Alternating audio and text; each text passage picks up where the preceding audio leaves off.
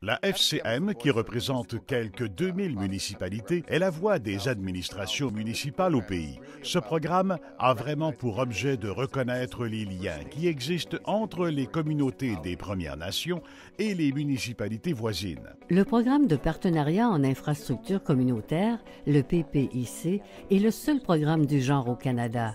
Il réunit à la même table des Premières Nations et des municipalités pour discuter des façons d'établir des partenariats et s'attaquer à des problèmes difficiles en matière d'infrastructure communautaire, en particulier pour les services d'approvisionnement en eau et d'épuration des eaux usées. À Affaires autochtones et développement du Nord Canada, nous accordions déjà beaucoup d'importance à la question des partenariats.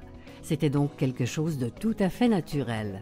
Il y a actuellement au Canada plus de 113 collectivités des Premières Nations qui font l'objet d'un avis d'ébullition de l'eau et les collectivités municipalités adjacentes font l'objet du même avis ou bien n'ont pas à y penser à deux fois avant d'ouvrir le robinet. Les Premières Nations ne sont en rien différentes des municipalités. Elles sont aux prises avec les mêmes problèmes, entre autres l'accès au capital et aux services.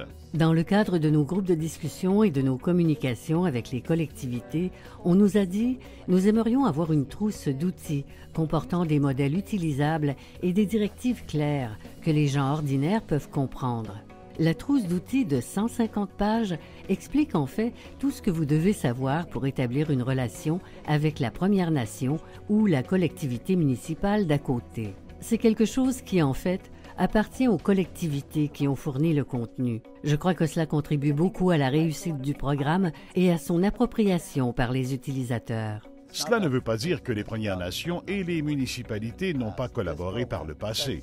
Ce programme décrit des pratiques exemplaires et des politiques modèles que les Premières Nations peuvent adopter et adapter.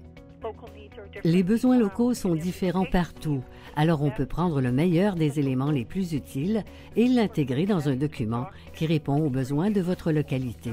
Je crois vraiment que quand les gens s'asseyent ensemble pour discuter de questions concrètes, avec des objectifs communs pour ce qu'ils veulent accomplir, ils peuvent régler de vieux problèmes, s'il y en a. Il faut d'abord créer un climat de confiance. Il existe encore beaucoup de blessures profondes et de ressentiments qui doivent être exprimés avant de pouvoir conclure ces ententes officielles. Dans le cadre de notre programme, nous avons déjà tenu 9 ateliers qui ont mené à la signature de 16 ententes de services, soit en moyenne 2 ententes par atelier.